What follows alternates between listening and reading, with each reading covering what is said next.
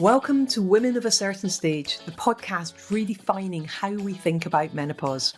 I'm your host, Lauren Churin, a passionate advocate for breaking the stigma and empowering individuals to navigate this transformational stage of life with confidence and clarity. Here, we're diving into a new era of menopause support, featuring expert advice, real-life stories, and actionable insights. Whether you're curious about building your personal menopause plan or you're looking to make an impact, you're in the right place. Let's embrace the change together. Carey Peters, thank you. What's up? I am so excited to have you here and have a conversation with you. It's ridiculous. I'm ready to have some fun. I was trying to figure out when I first came across you and first met you, and it was clearly when I trained as a health coach and then did HMBA, and you had, it was like Carey and Stacy on stage. And when I was in between my health coach training and potentially doing my HMBA training, I got an opportunity to come up the back of the room and choose one of you to come and speak to. And I stood in the queue to come and speak to Carey to go, should I do this? Should I do this? Should I not? And you just kind of like, I don't know what you said to me, but I just went off and signed up. And that was it. And the rest, as they say, is history. And now I'm training people to be, to coach and using a lot of that in what I do as well, because it was so foundational on the back of my, I'd done some more formal business type coaching, personal performance type coaching qualifications historically, but the health coaching really helped me expand on how I use my coaching and the depth to which I could go on it. And that was just magical, especially in HMBA, because, so many different modalities and so much to learn and so much to practice with everybody. So I want to, first of all, say thank you, because without you, I probably wouldn't be doing what I'm doing now. You make me cry. Really. That's so amazing. Next, let's move on. So amazing. Carey Peters, the emotional, no. I am an emotional person. I do wear it on my sleeve. I just think life is so funny. You encounter people and you never know how they're going to change your life. How things are going to shift and change as a result. I mean, even when I first encountered coaching as a concept, which I really didn't know what it was, this was like way back in the day, like in ancient times, like in 2000, in 2005, ancient times. I just like, a little piece of me was like, ooh, that's very interesting. I probably couldn't do it, but that's very interesting. And you think about, how we used to say that desire is a memory of your future self. Ooh, yes. And you go like, oh my God, in 2005, here I see this email that my sister sends me about something called a health coach. And I was like, so interested. Never in my wildest dreams could I have imagined I'm having a conversation with you, however many years later, after you've like established this incredible business. You're helping so many people all over the world on a topic that really needs attention for women everywhere. And I don't know. It's one of those things where I just go, I don't even understand like how this happened. But I feel really grateful, really, really grateful. Carey Peters, this is your life. Did you have that in America? Do you know that show? I think so. I don't know that I ever actually watched it, but I do know the title. So we had the show with This Is Your Life, and then we would go, and you just said 2005, you get the email, and now we're sitting having this conversation. But the last 20 years, what you've achieved is incredible. It's utterly incredible. So, you're not just sitting there having learned about health coaching. You've done a few pretty incredible things. I'd love you to share the professional side of it with me for just now. I would love to. Before it all started, I heard a voice in my ear, literally heard it, loud, clear as day. I said, "Are you ready for a ride?" Woohoo! And I was like, I don't know. Am I? And I didn't know what that meant, but that was a 20-year, entrepreneurial journey that I never thought I could take. Never saw myself as a business person. I was a professional actress. I went to a theater conservatory. I was working on, I was an Actors Equity, Screen Actors Guild, like working actor. I for 15 years, like I just saw myself as an artist. I never thought I had any capability in business. And when I was 30, 20 years ago, I moved to Los Angeles. I had a lot of my friends from my theater school that were out in Los Angeles working as actors. I had been working in Chicago. I lived in New York for a short period of time, but most of my career happened in Chicago in my 20s. I was supposed to get married. I got engaged because I freaked out at 30. It was like, all my people are doing this. Shouldn't I be doing this? And I met an awesome guy whose last name was Wright, Wright, Mr. Wright. And I'm like, well, if there's any sign that I'm supposed to marry this guy. And he still, I will say, no offense to my husband, it was the best first date of my life. Oh. And he proposed to me in downtown Chicago. If you're familiar with the city, there's Buckingham Fountain. Yeah. And it's right in front of the lakefront. And he proposes to me. And I'm like, could this be any more like fairy tale perfect? But the first like voice in my head said no. Wow. And I didn't have the guts in that moment to say I didn't. It was like, am I even allowed to say no? Am I allowed? Like, this is happening. This is what I'm supposed to be waiting my whole life for, you know? And so I said yes, but then just started to like implode over the course of planning the wedding. And we both finally, like maybe 4 months before the wedding, I'd gotten the dress. We reserved the place. It was going to be at the Peninsula in Chicago. This like fabulous, you know, everything was, it was this stunning dress, like the whole thing. And 4 months before the wedding, I think we just sent out the save the dates. I just lost it and we postponed the wedding, which was a nice soft way of saying, we're not doing this. Yeah. And when that happened, I was like, well, you know what? I'm moving out of Chicago. I'm moving to LA. I'm going to go make a go of it. I'm going to be, you know, I've been doing theater. I'm going to break into television. That's what I want to do. And on the way, I was like, I'm going to become a coach. That's going to be a coach is my side gig. I'm going to be a coach. That's my side gig. I had no idea what I was doing. I mean, God bless the school I went to be trained as a coach. Like, you know, it was it was a good personal growth experience, but actually never learned how to coach. Didn't know how to coach. I'd be working with clients. I had lots of interest and lots of connections and friends and network. And I'd be working with clients. Some clients would get results. Some clients would not get results. I had no idea why. I had no idea. I was like, well, am I giving them different information? No. Are the sessions different? Like, no, not really. And I kind of flipped out because I was like, how can I charge people thousands of dollars when I'm like, I have no idea if this is going to be effective or not. I couldn't tell you. Yes, please pay me $2,000. Is this going to work? I don't know. You know what I mean? Like, yeah. I couldn't. Like, there was no part of me that would allow me to do that. So I got the chance to listen to a coach in a demo. And he was really good. Someone who I'm in touch with to this day.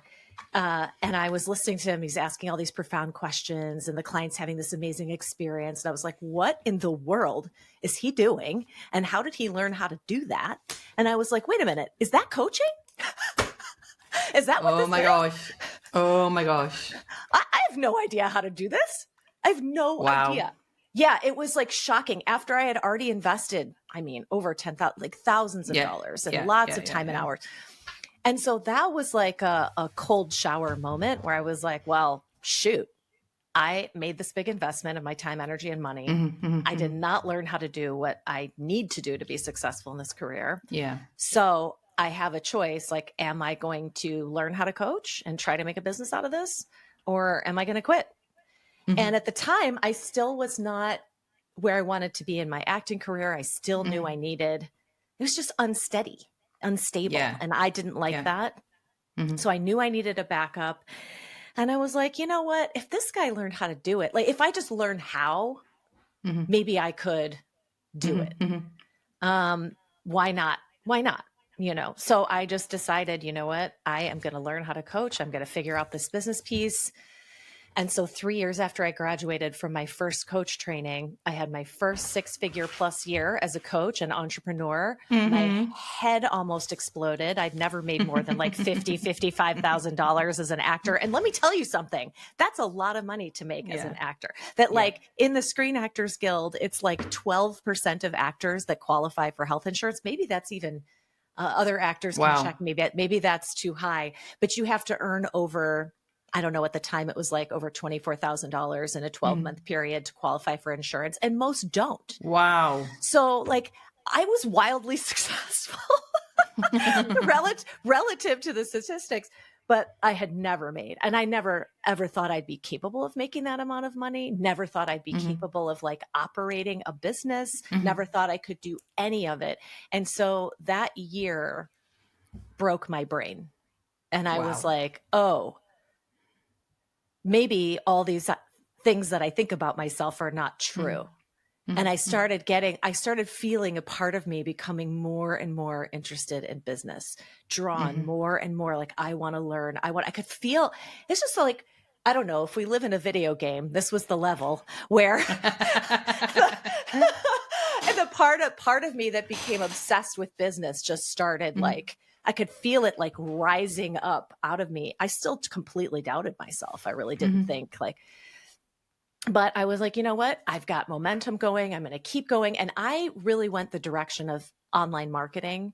I learned how to be a direct response copywriter. I learned how to launch products online. I learned how to coach groups. That was like the direction I went to build my coaching business. I had started out trying to just work one-on-one, but since I didn't know how to coach, I was like, I don't know if this is going to work.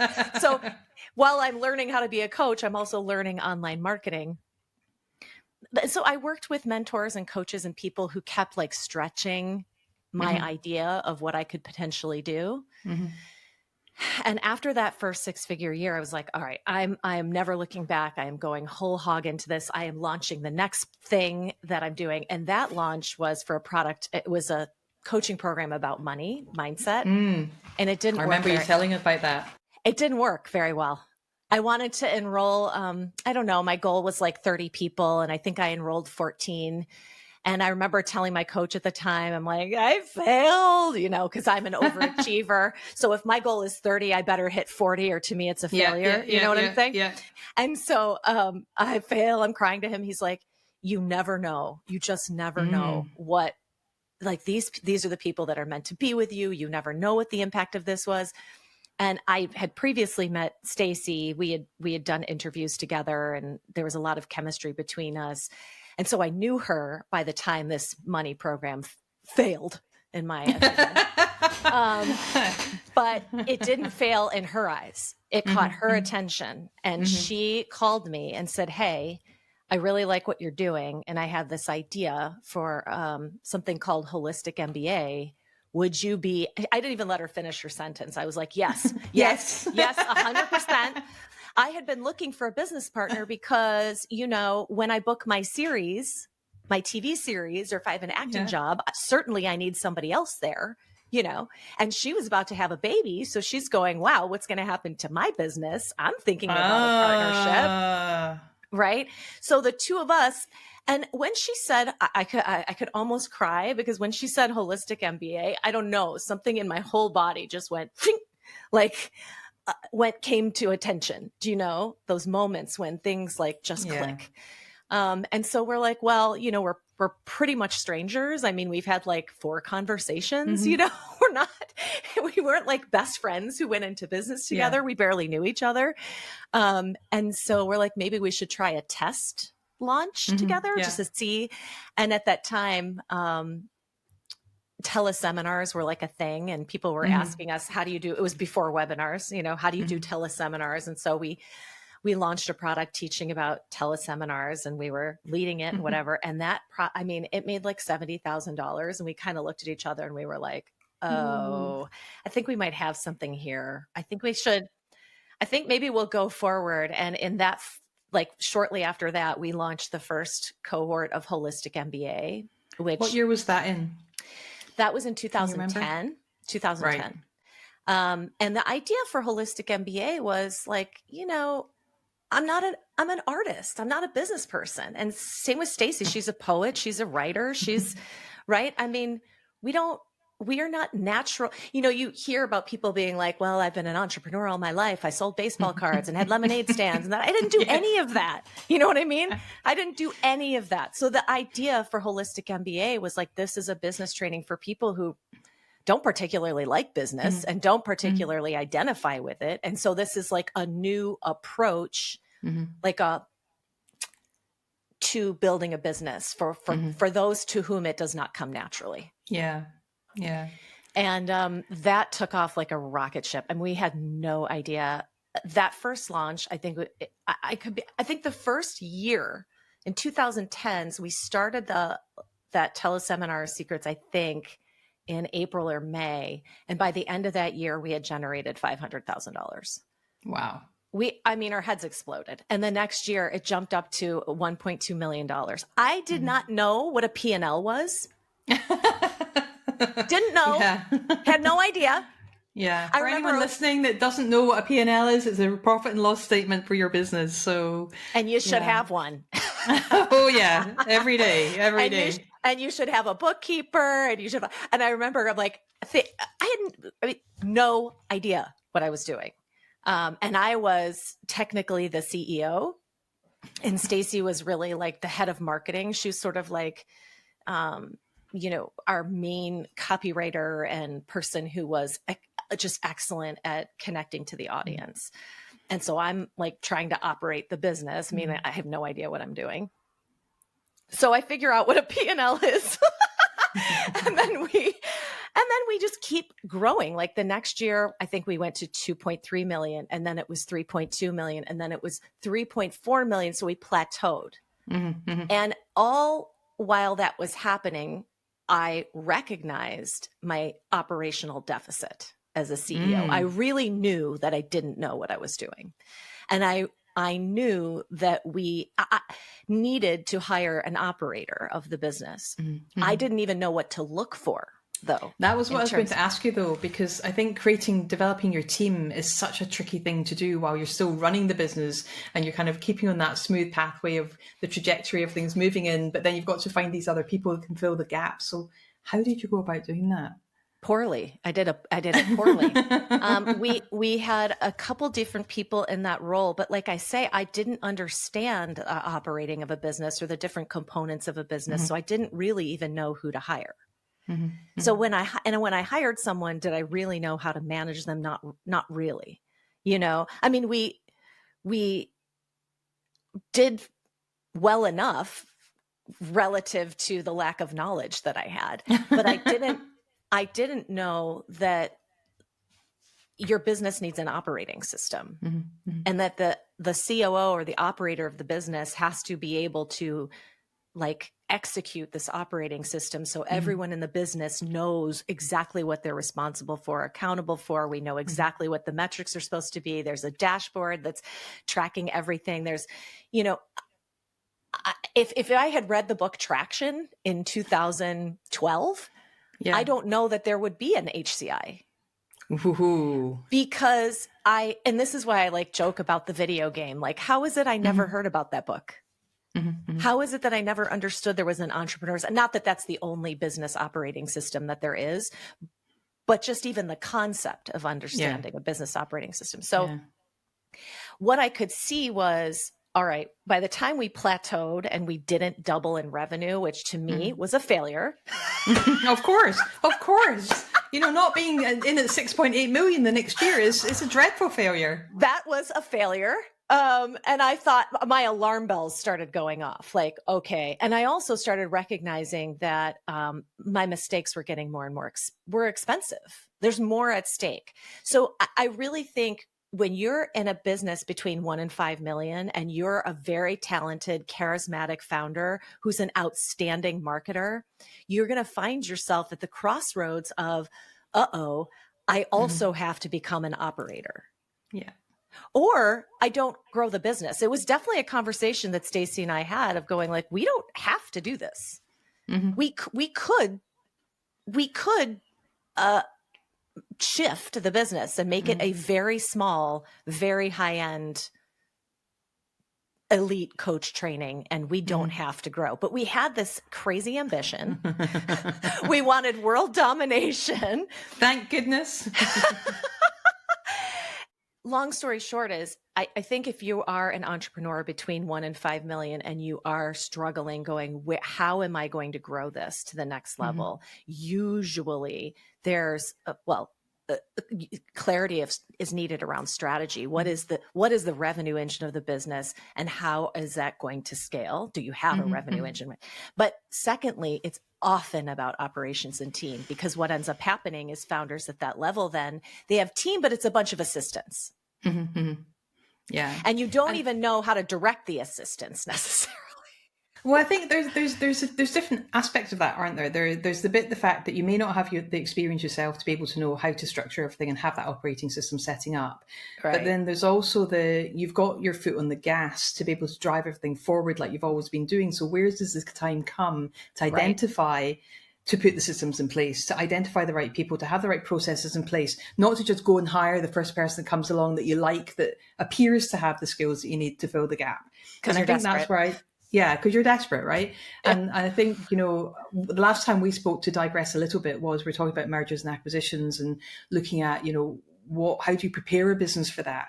And if you are someone who does want to plan for an exit at some point, then obviously you need your operating system to be in place. You need your right people to be in place, and you need to know your numbers and how your numbers are generated to be able to prepare for that exit or acquisition or merger, whichever direction you end up going in. So when you got to the point where you were looking at traction and you were deciding, do we stay bespoke and high level? I didn't know what traction was at the time. Right. I'm saying if I had known, I don't know that we would have sold. Yeah. Right. Got you. So tell me about that. Tell me about that point. Well, and what was going on then? So I didn't know about operating systems. I didn't understand the different aspects of the business. So I realized we were at a turning point, and Stacy and I, we were fried because we also were on a live launch schedule. We were doing live events. When I look back, it was true insanity, like insanity. But we were younger, so, we were able to pull it off somehow. But we kind of hit this point where we went, okay, the operations we know are not working as well as they should. The lists we're not building as fast as we need to. Are we even happy in this structure?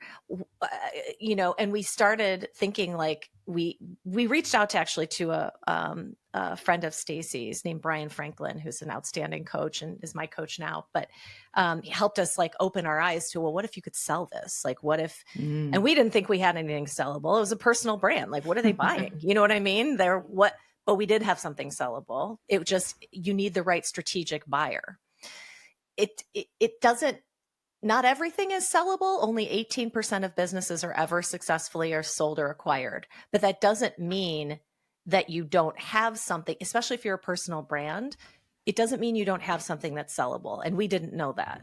But we happened to encounter the right strategic buyers that had expertise in the for-profit education sector. Yeah. And they knew how to drive leads to a landing page and convert that lead into a school. That was their expertise. They knew about the potential in the life and health coach training space. And they just didn't have health and life coaches. They didn't have a name. They didn't have a face. They didn't have the content. They didn't have any of that. And so we were in talks for a year. They came to our events. They watched us with clients. They said hey, these women, we generated almost $10 million within the time that we had created Holistic MBA. So when they were vetting us, they were assessing can they sell? Can they market? Do these people capture their audience? Because we're betting that based on their experience, they were with Google search leads and with what they knew in health and life coaching, they were betting that in 3 years, if it could really catch on, that they could grow that school to 25 million in 3 years. And we were like, that's total bullshit. No, you can't. Because we didn't understand ads. Everything we did was organic. Right. That is insane, Carey. I know. I did not know that. Yes. And our list was tiny. Wow. And that's the power. So just today I received your part 2 email talking about marketing and copy, and that makes so much more sense now. Yeah. You did that organically. And we had lots of I don't know if you call it joint venture, but we were featured faculty at Institute for Integrative Nutrition. We had relationships with other schools. We connected with, places that were graduating coaches, where coaches wanted a graduate level education, which is essentially what Holistic MBA was. Yeah. So we did a lot of, it was really kind of relationship marketing, actually. Because, and when we were 2010 to 2015, like Facebook ads were getting started. But there was a world of business before ads or Facebook ads. Anyway, exactly. Right. Yeah. And so we really focused on relationships and using relationships to get in front of the right client. And listen, we also knew people coming from different coaching schools probably didn't know how to coach and probably didn't know how to build a business, because we didn't either. You know what I mean? So we were very strategic about those relationships and who we put. So our leads that were coming into our email list were hot. And that's why we could convert the way that we converted, and why the list could be so small. And that's how we did it. But they had a whole different capability. Yeah. They knew ads, and not only ads, but Google search ads in particular. Yes, they did do Facebook ads, but it was a smaller percentage. It was really Google search ads was their expertise. Yeah. And that's why when they showed us the plan of 3 years and 0 to 25 million, where our heads were like, no. Yeah. But this sounds intriguing. People had been telling us for years, where were you when I was starting out as a coach? And we were like, well, you should create become a health coach training. You should create a bit. And we were like, no, we'll get sued. We were concerned about that. And so when we met these guys, we felt like, okay, we had enough, first of all, of our own IP that we felt was very different from other schools and other trainings that we had attended. So we felt like we had a body of work that was really unique, and we felt like they had the expertise that we didn't have. And it all kind of came together like magic. And that first cohort that we enrolled, we also had an incredible team. My sister was actually our head salesperson. She could sell ice to an Eskimo. Really and truly, she's the best salesperson in the world. She sold 65 people into the first Become a Health and Life Coach cohort without a website, with literally one course catalog and leads being sent to her. Yeah, I could cry. It was, what a victory. What a victory. And she went on to, grow the sales team and lead the sales team for several years, and was such a huge part of why it was successful, as was, so much of the team. Of course, it's never just Stacy and me. It's the people behind the scenes that make it all happen too. Yeah. So then, we did grow the school to that level in 3 years. And then we kind of came to a crossroads, because at the time we always knew the goal was to sell the business. That was always the goal, to sell the school. What was valued in the market at that time to sell was revenue, growth at all costs, all costs. Profitability was not as much a factor. Yeah. And so the strategy was grow at all costs. And that's what we did. But then there was that causes its own problems, because if you don't sell, then if you run out of cash, well, now you're in real big trouble. You made a big bet, which worked out, but you have to also position yourself for continued growth in the long term. And so we ended up, now our founders, the other 4 gentlemen that we founded the business with, had other businesses. And one of their other businesses was a coding boot camp called Trilogy.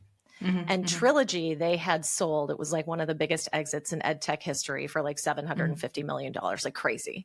Yeah. These were our founding partners of HCI. It was insane.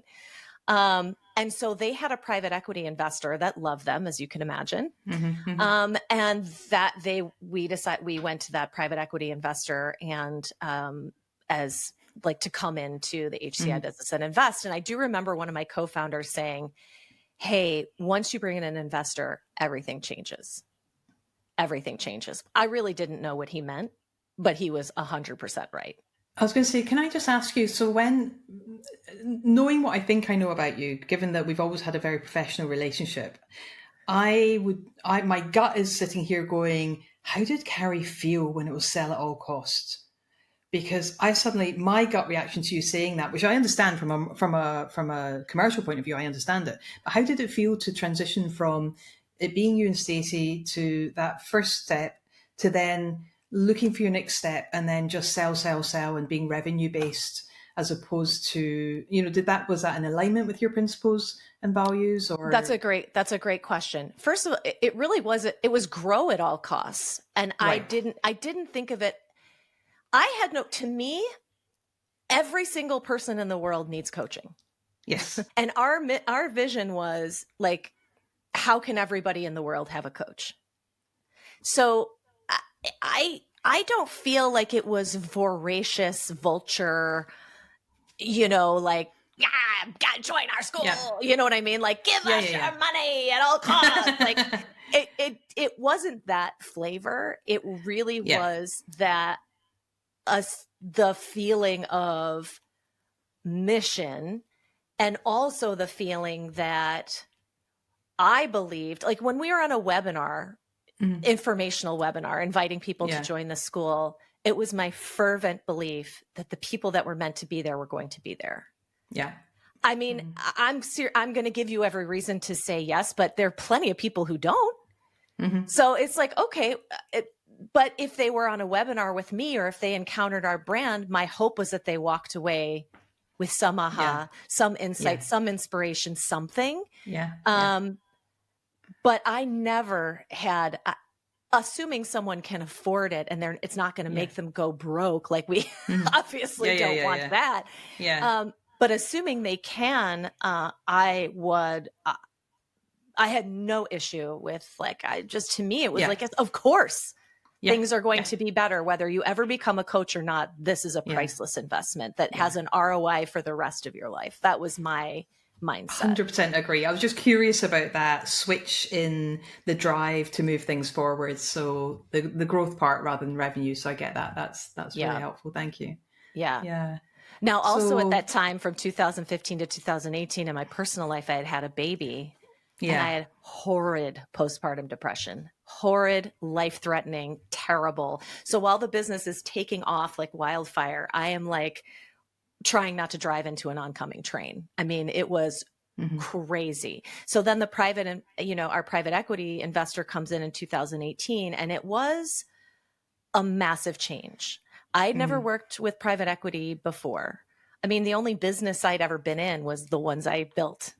I didn't have corporate experience. I didn't have an MBA. I didn't have any of that. And so I was not prepared for the private equity has a playbook. And this is a generalization. Like you can't necessarily talk about private equity as a whole.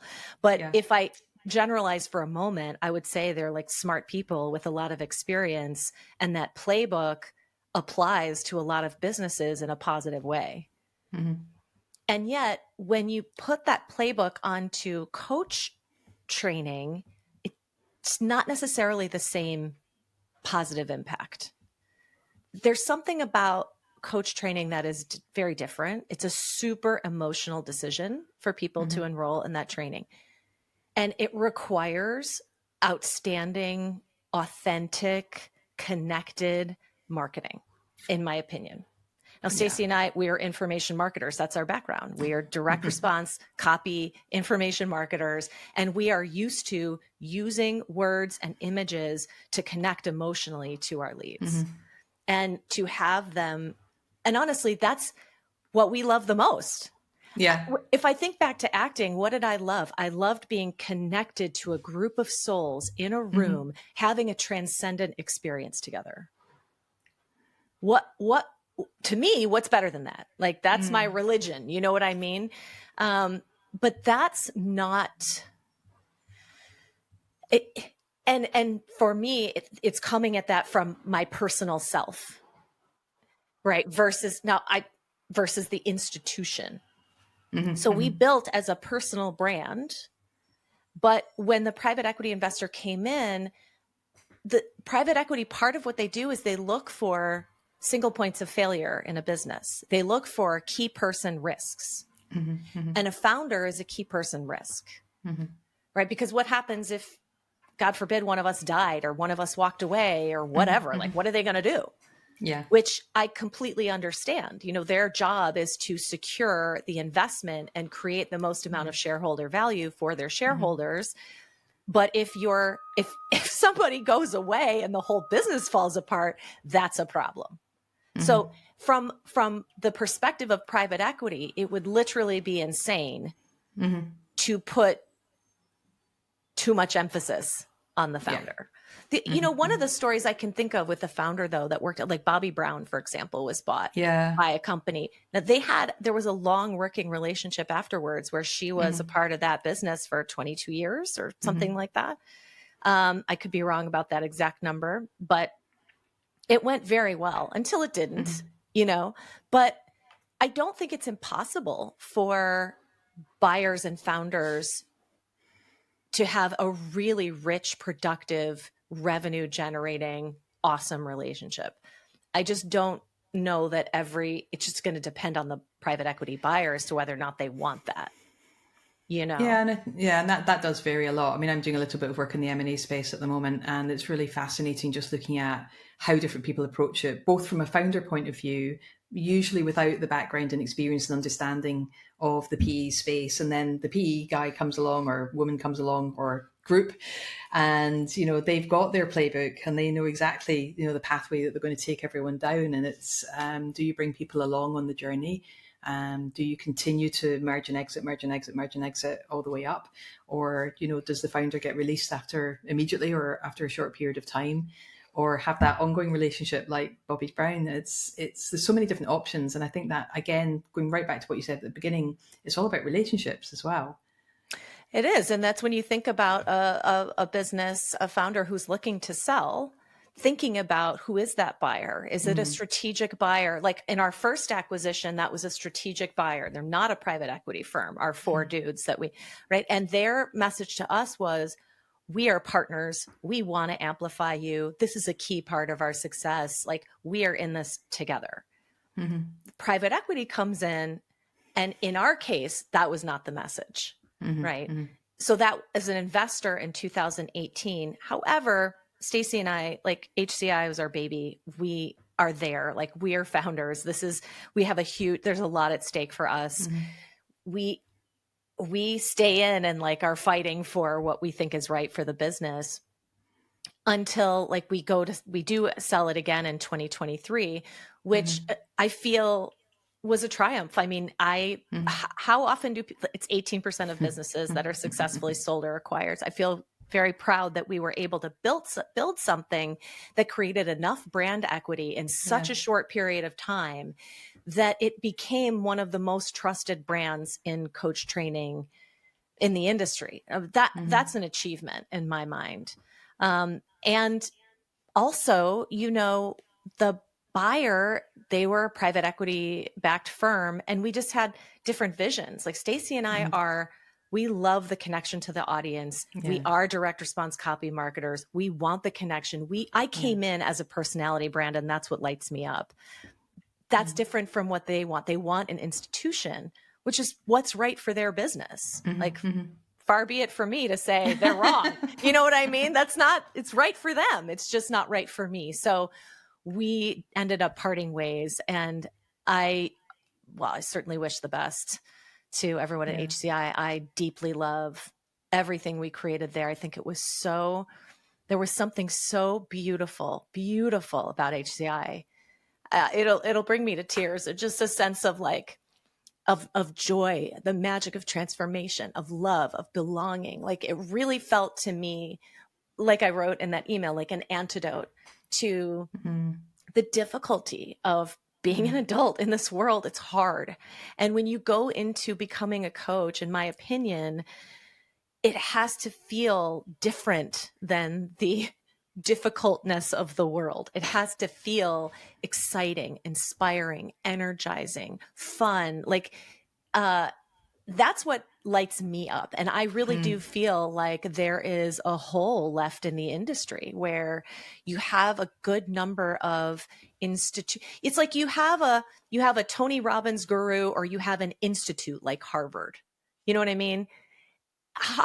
If you were to look at those as like, if you were to look at them as the idea of the guru versus the institute, Yeah. if you're the institute, you have to build such a strong brand presence, and you have to have such a specific and unique point of view.